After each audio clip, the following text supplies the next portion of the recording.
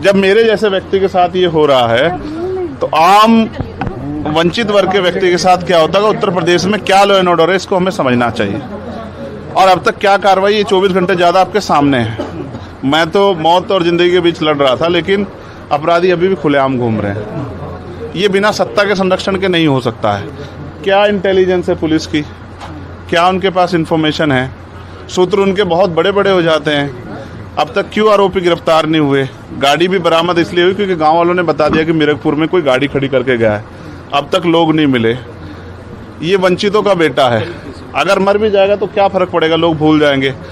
ये किसी रानी का बेटा नहीं है तो अगर उसको कुछ होगा, किसी कमिश्नर साहब से जुड़ा हुआ मामला नहीं है कि 4-5 घंटे में कुत्ता बरामद हो जाएगा। मैं मानता हूँ सरकार की घोर लापरवाही है और मुख्यमंत्री का बिल्कुल ना बोलना और बड़े बड़े दावे करना और इस घटना में ना बोलना स्पष्ट करता है कि मुख्यमंत्री सत्ता को संरक्षण दे रहे हैं, अपराधियों को संरक्षण दे रहे हैं और उनके संरक्षण में अपराधी पल रहे हैं। और ये कानून व्यवस्था के लिए, लोगों के कानून के प्रति विश्वास के लिए बड़ा खतरनाक है। अच्छा, हम लोगों ने सीसीटीवी देखा, उसमें दिख रहा है कि पीछे से गाड़ी आके चेस करती है। और क्या कुछ अगर कुछ बता पाएंगे कि आप कहाँ थे, कैसे फायर? देखिए, मैं दिल्ली से लौटा हूँ, मेरे एक साथी की डेथ हुई, मैं थोड़ा सा परेशान था। फिर उस डेथ की सूचना के बाद मुझे आना था देवबंद में। हमारे एक साथी की माताजी की डेथ हो गई थी, उनके यहाँ रस्म पगड़ी का कार्यक्रम था। उनके घर से जैसे मैं निकला, सहारनपुर की तरफ मुश्किल से 50 मीटर चला होगा, एक गाड़ी आती है। मैं फ़ोन पे थोड़ा मेरा ध्यान था, उसने जो वहाँ से गोली चलती है और वो गोली मेरे कान के पास से निकलती है। मैं अपने साथियों को कहता हूँ कि गोली चली है। पहले मुझे लगा, उस आवाज़ से लगा पटाखा है, लेकिन बाद में जब उसके वो वाइब्रेशन हुई जाते हुए तो मुझे एहसास हुआ गोली, और वो गाड़ी में टकराई भी। फिर दूसरी गोली जब मुझे लगी, बुलेट जो चीरती हुई लोहे के हिस्से को गाड़ी के, और वो मुझे लगी, तब मुझे एहसास हुआ कि हम गिर गए। फिर तीसरी गोली चली, इसने मेरा आगे वाला शीशा पूरा डैमेज कर दिया। चौथी गोली पे मैं नीचे हो गया, जो गोली आपने देखा कि वो सीधी उसमें लगी। अगर मैं नीचे ना होता तो वो मेरी छाती के आर पार चली जाती। फिर वो गाड़ी 10 मीटर आगे जाकर रुक जाती है। वो 2 हवा में फायर करते हैं जैसा मैंने देखा, और फिर उन्होंने फिर हमारी गाड़ी फायर किया। वो फायर जो है गाड़ी के नंबर प्लेट पे लगी। मेरा ये मानना है उनको ऐसा लगा होगा कि हमने जो काम करने आए थे वो कर दिया, अब ये मर गया शायद, जैसा पहले कई घटना में हो। फिर वो शायद सरेंडर करने के मूड में थे, लेकिन जैसे ही मनीष ने गाड़ी को मेरे कहे से यू टर्न लिया, उनको समझ आया कि ये जिंदा है, तब वो वहाँ से भागे। हमने पुलिस को बताया कि ये गाड़ी का नंबर है, फिर उन्होंने उसको इंक्वायरी किया। पुलिस के अच्छे अधिकारी यहाँ हैं, उम्मीद है वो अच्छा काम भी करेंगे।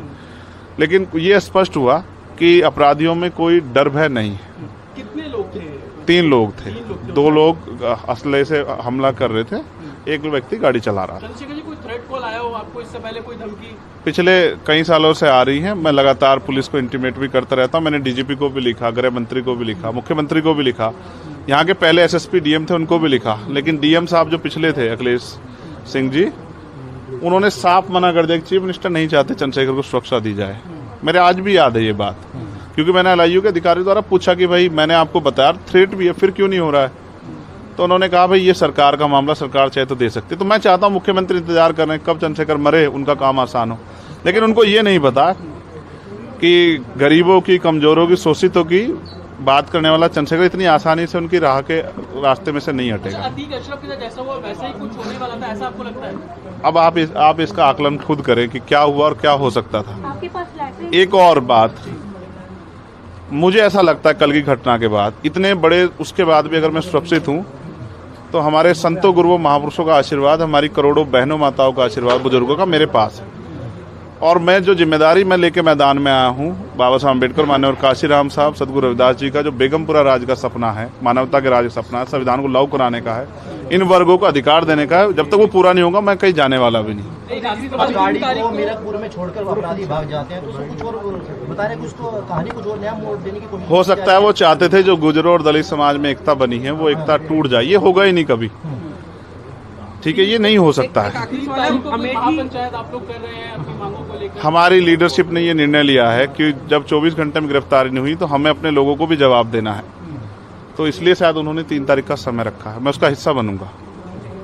अमेठी के अंदर एक फेसबुक वायरल हुई है पोस्ट जिसमें आपको मारने की वो की गई है, क्या? कई हैं उसके अलावा। ठीक है, देखिए लोकतंत्र है, उनके अधिकार है, मारे या छोड़े। मैंने कहा ना, मैं पहला थोड़ा ही हूँ जो मारा जा रहा हूँ या जिसको मारने का प्रयास किया। मुझसे पहले बहुत मरे हैं, लेकिन उनको कोई जान नहीं रहा था।